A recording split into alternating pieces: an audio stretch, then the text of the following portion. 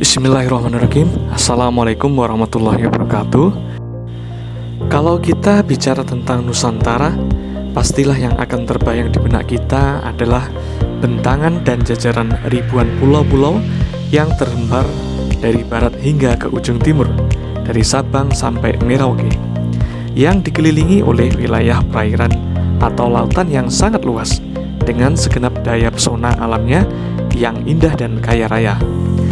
Dengan segenap kekayaan alam yang melimpah ruah, baik sumber daya alam hayati maupun non-hayati, baik yang tersimpan di perairan maupun di daratan, beragam bahasa, beragam budaya, adat istiadat, kekayaan kuliner, serta hasil rempah-rempah dan bahan-bahan mineral yang dari zaman kolonial hingga era milenial menjadi daya magnet yang sangat luar biasa bagi segenap orang dari berbagai penjuru dunia.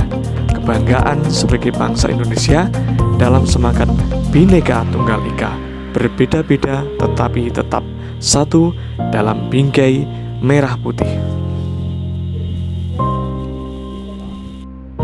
Para pemirsa sekalian, saat ini sejenak saya akan mengajak para pemirsa sekalian untuk berjalan-jalan ke kota Banjarmasin, Kalimantan Selatan, yang mempunyai julukan sebagai kota Intan. Siapa tidak kenal dengan kota ini yang dijuluki sebagai kotanya para aulia, kota ulama, dan kota pusat pendidikan.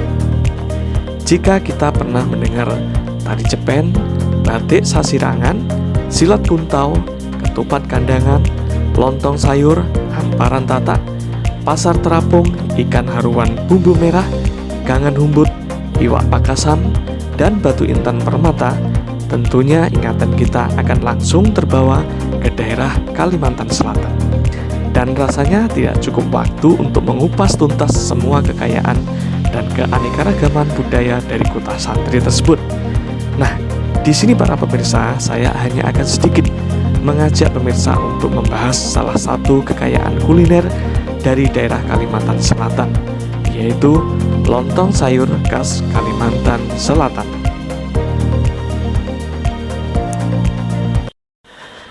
Lontong sayur merupakan produk olahan kuliner yang mempunyai cita rasa khas yang segar, gurih, manis, dan lezat serta menyehatkan. Bahan utama terdiri dari lontong yang dikemas agak sedikit berbeda dari biasanya, dengan kemasan lontong yang dibalut dengan lapisan-lapisan daun pisang yang berbentuk segitiga sama kaki dan dimasak dengan tingkat kematangan yang terukur, menjadikan teksturnya lembut, empuk, namun tidak lembek dan tidak keras sehingga mudah untuk dicerna oleh tubuh kita.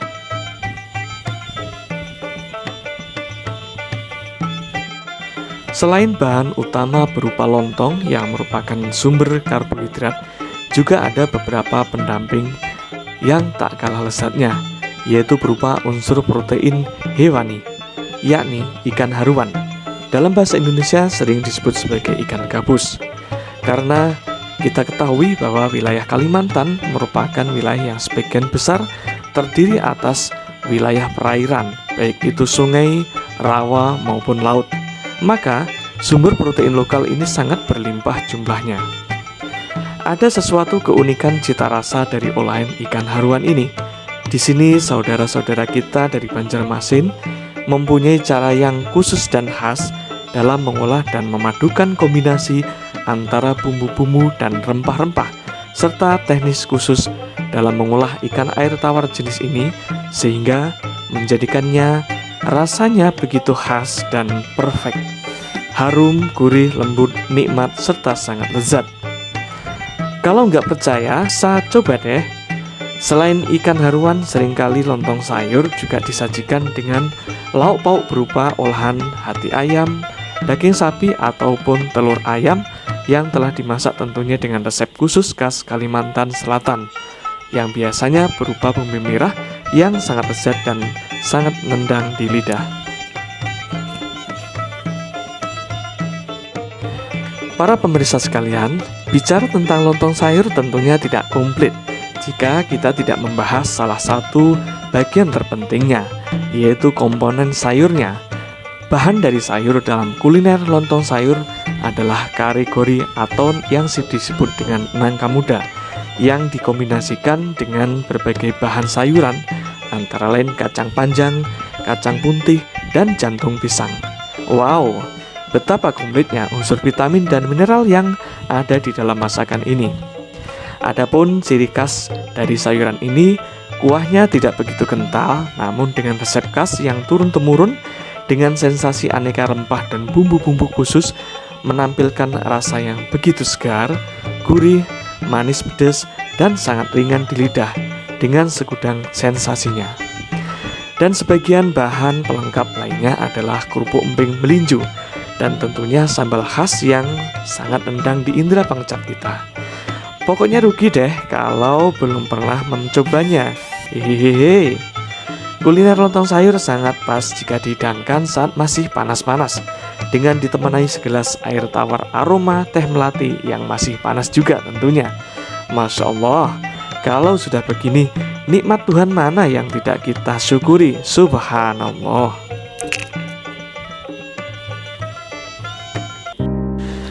Nah, para pemirsa sekalian, setelah kita tadi sejenak menengok ulasan tentang kuliner khas dari Kalimantan Selatan, kurang bijak kiranya jika kita tidak mengupas satu persatu kandungan zat gizi dari salah satu kekayaan kuliner Nusantara ini.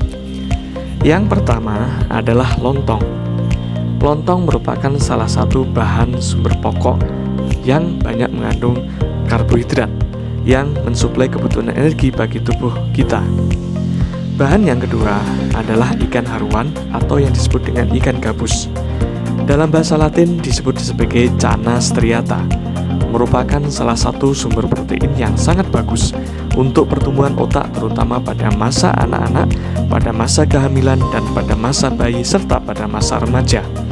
Kandungan albuminnya sangat tinggi yang banyak dipergunakan sebagai produk ekstra dalam berbagai penyembuhan luka dan proses penyembuhan pada berbagai macam jenis penyakit. Tinggi kandungan kalsium sehingga sangat bagus untuk pertumbuhan tulang dan menjaga kualitas massa otot, dan tentunya dapat mencegah terjadinya osteoporosis. Bahan yang ketiga adalah telur, hati, dan daging ayam. Bahan ini merupakan sumber protein hewani yang banyak mengandung berbagai zat gizi dan manfaat bagi tubuh kita. Telur merupakan salah satu jenis sumber protein hewani yang komposisi dan sifat senyawanya proteinnya hampir mirip dengan senyawa protein yang terdapat pada tubuh manusia, sehingga telur sering digunakan sebagai terapi dalam pemenuhan gizi baik bagi atlet maupun bagi pasien yang masih dalam proses penyembuhan. Telur juga merupakan salah satu bahan yang sangat bagus dikonsumsi oleh ibu hamil dan usia pada masa bayi. Sifatnya yang ringan dan lebih sederhana, sangat mudah untuk diserap dan dicerna oleh tubuh kita. Sedangkan bahan yang selanjutnya adalah nangka muda atau yang biasa kita sebut dengan gori. Nangka muda mengandung komposisi air dan serat yang cukup tinggi, yang teksturnya sangat bagus untuk pencernaan kita.